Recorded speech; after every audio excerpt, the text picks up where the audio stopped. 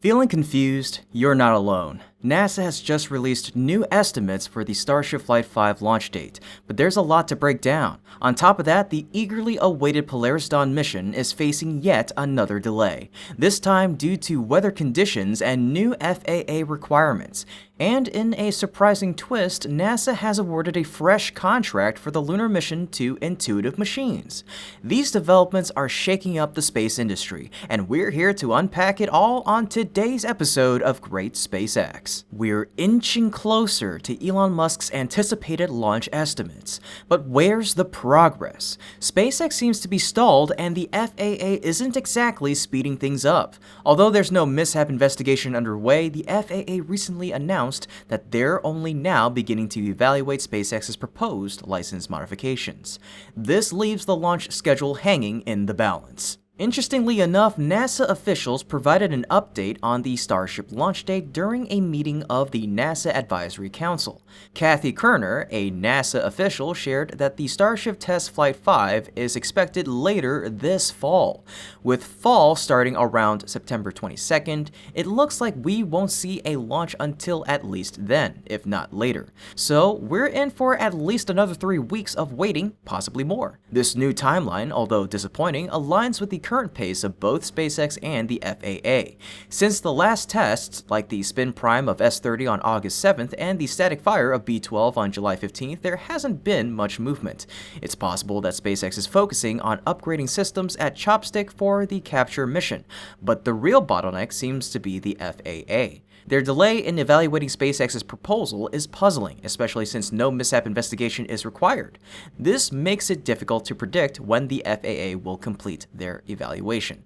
Given the circumstances, an additional 3 weeks or even longer seems like a reasonable expectation for both SpaceX and the FAA to sort everything out. It's disheartening, especially since it's later than many of us had hoped. If NASA's estimate holds true, Flight 5 will happen at least 3.5 months after Flight 4, possibly more. This extended turnaround time contrasts with the progress SpaceX made earlier when they managed to reduce the time between Flights 3 and 4. So what are your thoughts? When do you think the new launch date will be? Let us know in the comments down below. And don't forget to like, share, and subscribe to keep up with SpaceX's ongoing journey. In related news, tensions between SpaceX and the FAA are escalating, particularly over environmental concerns in Texas and a recent dispute with CNBC. The FAA recently released a draft environmental assessment for SpaceX's Starship program, marking a key regulatory step. However, issues arose when the public comment period, which ended on August 29th,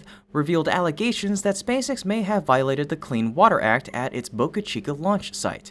These claims cast doubt on aspects of SpaceX's license application and the draft tiered environmental assessment. As a result, the FAA postponed public meetings scheduled for mid-August and announced plans to issue a revised draft EA, further delaying SpaceX's plans for Starship launches. Environmental groups are becoming significant obstacles to SpaceX's ambitions, raising concerns about potential impacts on broader missions like NASA's Artemis program. The delays highlight the tension between environmental protection and space exploration, with speculation that the regulatory slowdowns might also be influenced by the strained relationship between Elon Musk and government officials. Musk's frustration with regulatory hurdles isn't limited to the US. His recent clash with the Brazilian government following the blocking of Starlink's financial accounts underscores his concerns about government actions stifling innovation. After Brazil blocked the financial accounts of Starlink, Musk was quick to clarify that SpaceX and X are two completely different companies with different shareholders.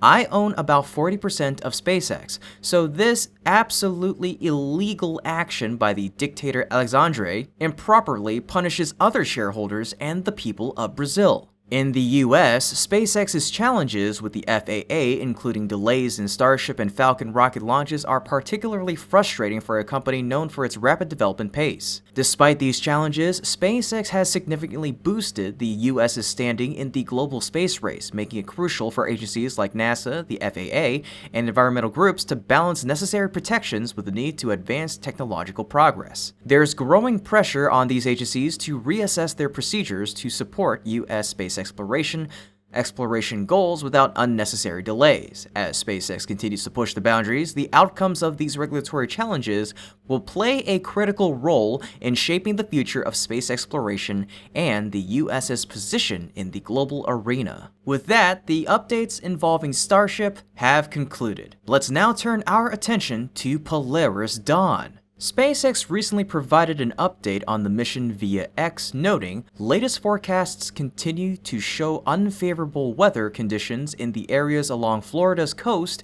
where Dragon would splash down upon returning from space. Once teams identify the next best opportunities for launch and return of the Polaris Dawn mission, we'll provide an update. Falcon 9 and Dragon remain healthy and vertical on the pad at 39A. Musk echoed this cautious approach, tweeting, "Everything possible must be done to ensure astronaut safety. Safety remains the top priority," a sentiment also shared by Jared Isaacman, the mission's commander. Isaacman emphasized the importance of weather conditions and acknowledged the recent landing issue with the Falcon 9.